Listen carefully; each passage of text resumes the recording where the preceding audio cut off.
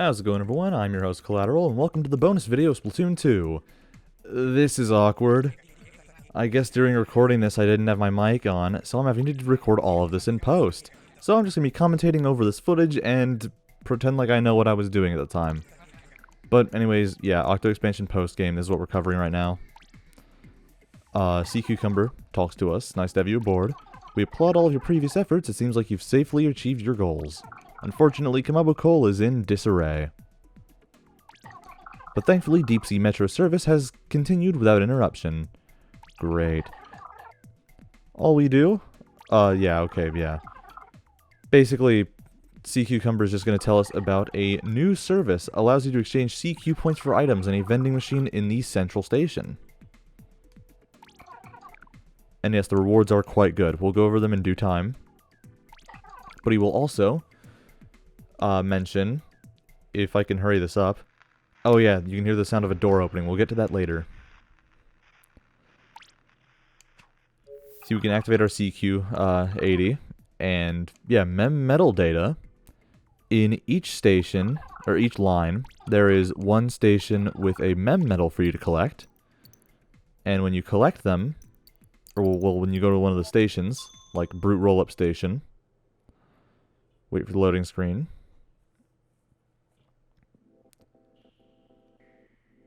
And select your weapon. Yeah, I know, it takes a little while. Talk to Sea Cucumber, and he will give you a Mem Medal. Just like I said, there's one for each line, and you don't need to complete the stage to, well, keep them. So that vending machine over there. Also that locker, which we will also get to. Go to the vending machine. And use our Mem Medals. You can trade them for items. The rewards are scripted. So our first reward is a Bomb Defensive DX ticket. Our second reward is 20,000 CQ 80 points. Or CQ points, rather. 3 Bomb Defensive Deluxe chunks. 20 grand in cash. 3 drink tickets. 5 main saver chunks.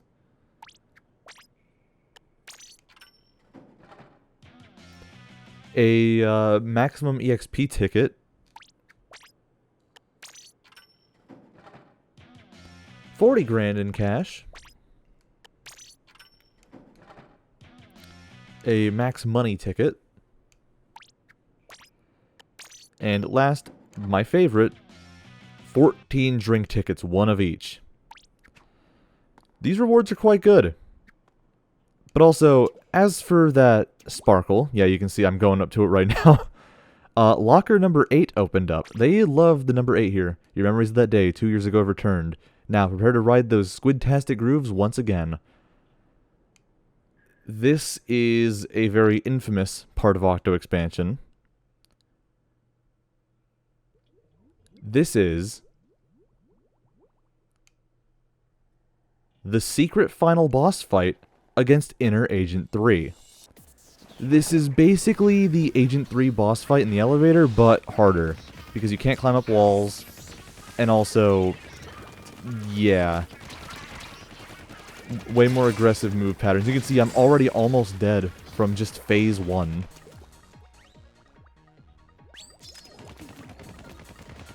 And upon entrance, you'll always use the splashdown.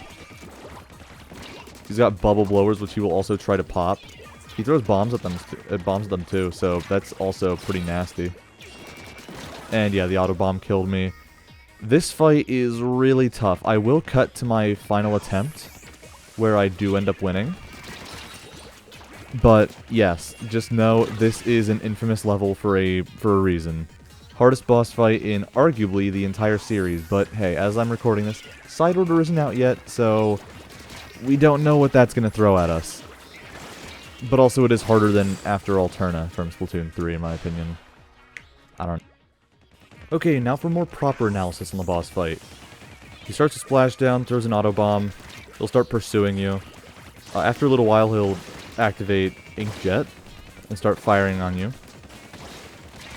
That exhaust still does damage, so don't stand directly underneath him like I was doing. I don't know how my armor didn't break there, but that's phase 1 down. Entering with another splashdown. He's got bubble blowers again.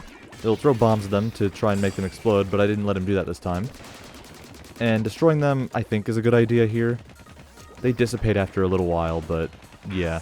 Splashdown also bursts them, but I wasn't in a position where that would hurt me that much. He's also got an auto bomb launcher. So, thank iframes I didn't die there.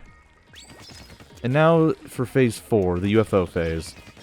Instead of using Stingray, he uses missiles, which I think is a little easier to deal with, because you can just move around more. And of course, 2 bombs should do him in, but I think I missed the first one, so I gotta use a second one. Missiles, while he's firing them, he's still kind of vulnerable. I missed that next one again. And I think that did it. No, it didn't. I can't hear anything right now, because audio recording in this means I have to hear my own voice. So I'm muted. That's phase 5 now. He's going to rush at you with a bunch of splashdowns. Once he's done, you want to turn around and then start firing at him. Well, okay, maybe not exactly to that, but he got stuck on a wall and that let me beat him. This was actually my last attempt before I was going to say, screw it, I give up, I'll do it later. Not to mention, this was also attempt number 8, which is just really funny given the amount of emphasis on the number 8 in this game right now. And your reward is a nice text box. You've defeated the hero within yourself. You feel like the freshest Octoling ever. And the golden toothpick. This is the final piece of equipment, and it has special charge up. You've seen me use this a few times because I like it. But yeah, the competitive community doesn't, because it is just a reward for beating Inner Agent 3. I don't really get the hate for it. I think it's a cool looking, nice, subtle bit of headgear, but yeah. No shade to the competitive community, by the way. Oh yeah, you can walk up to the Shattered Blender and you can remember the fight and you can remember the light. This will let you redo the final stage, and I believe remember the light. That's either the final boss itself or the credits. I think it's the credits because every story mode campaign in Splatoon lets you look at the credits on its own. But yeah, back into the train. We don't have much else to do here, so I'm going to go over the rest of the bonus content. Be right back. Alright, time for the real meat of the video. I'm going to start off by talking about the development process, because I said I'd do that last video. This series had a troubled development. That much is very obvious. Having outside obligations, as well as feeling burned out from making videos for a while. Kind of insane to think I intended this to be an 8-month project. I had to single-handedly edit all 58 of these videos, as well as designing the visual aids that went along with this project. To put all that in perspective, I had to create 148 weapon introduction slides, one for each main, sub, and special weapon, 128 weapon stat slides, 128 ability recommendation slides, 26 ability introduction slides that went pretty much entirely unused, 57 of the thumbnails, coming down to 489 graphics created for this series. Sounds like a lot, but would you believe me if I said this wasn't even the most demanding series I've been working on? No, it's not the next one. I need to rest. Now for the stuff you guys actually care about. Splatfest topics. Much like the first game, Splatfest was a monthly event where 2 teams would pit against each other. Teams like Cake vs. Ice Cream, action movies vs. comedy movies, Squid vs. Octopus to promote Octo Expansion, and even a tournament-style Splatfest with 4 teams, and the 2 winners moving on to the final Splatfest for the theme. For the tourney-style Splatfest, North America, Europe, and Oceania got a Teenage Mutant Ninja Turtles themed tourney, while Japan got a Sanrio themed tourney. As for more notable differences from the first game, not only did Splatoon 2 have more Splatfests, but also rematches after the canon final Splatfest, as well as a Mario-themed Splatfest to commemorate Mario's 35th anniversary. There was also another subcategory for Splatfest that included holidays and other special events that lasted 48 hours, such as Splatoween for Halloween, Frosty Fest for New Year's, Spring Fest for Easter, and Final Fest, Splatocalypse, which lasted 72 hours. Each event also gave out free gear, of which I have already showed on screen. Each Splatfest had 2 regular stages in rotation, with a nighttime version and a special third stage called Shifty Station, canonically designed by Marina, and its gimmick changed each Splatfest. Some stages had splat zones, bounce pads, grind rails, and even one where Pearl would join in the fight and aid whichever team reached her first, using her Princess Cannon, which is a stronger version of the Killer Whale from the first game. Marina would also drop Hyper Bombs in that stage. All of these variations of Shifty Station, as well as the night stages, are available in private battles. All of this sounds cool, and it is, but I'd like to once again complain about Splatfest for being bad, because it is. First of all, it is all Turf War, like the first game, and like the third game, which is an instant negative. Points are tallied in Team Clout, a metric unique only to Splatfest that can be obtained from winning matches, with 10 times and 100 times battles giving a multiplier. By the end of Splatfest, wins are tallied by normal battles, pro battles, as well as popularity, which I feel shouldn't even be part of the equation. Where this differs from the first game is that tallies are based around which team had the higher percentage and not based on a point multiplier. Splatfest is not the only way to get Super C Snails, but it is by far the most efficient, giving players snails based on their Splatfest rank and whether or not their team won. This is the only real benefit of winning Splatfest, but even reaching the top rank is fine anyways. So yeah, that's all I have to say about Splatfest. It was pretty cool for its time. Looking back, it's not really that fun because I hate Turf War, but it was still cool to look at.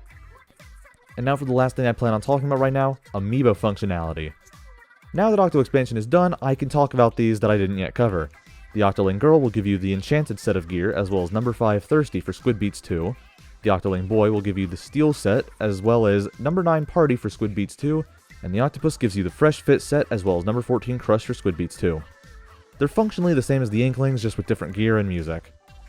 The Off the Hook Amiibos are where it gets a little different. They'll give you gear from their Octo Expansion outfits, with Pearl giving you the Pearlescent set, and Marina giving you the Marinated set, along with themes for Squid Beats 2.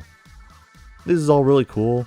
I don't have most of these. The Amiibos I'm still missing are the Inkling Girl and the entire Octoling set, so I'm not able to show footage of that, but I do have the Off the Hook Amiibos. Now, with that all said and done, I can finally say I have shown off everything and absolutely everything I want to show off in this game. Thank you all for sticking by me, even though this uploading schedule has been the worst ever. Thank you new viewers for coming along with me too. I hope you all enjoy the next series I plan on working on. It's pretty short compared to this one.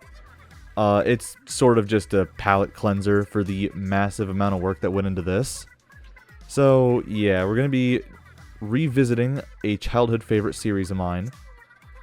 And it's going to be a good time all around. Hope you all stick around for that. So, I'll see you all in the next video.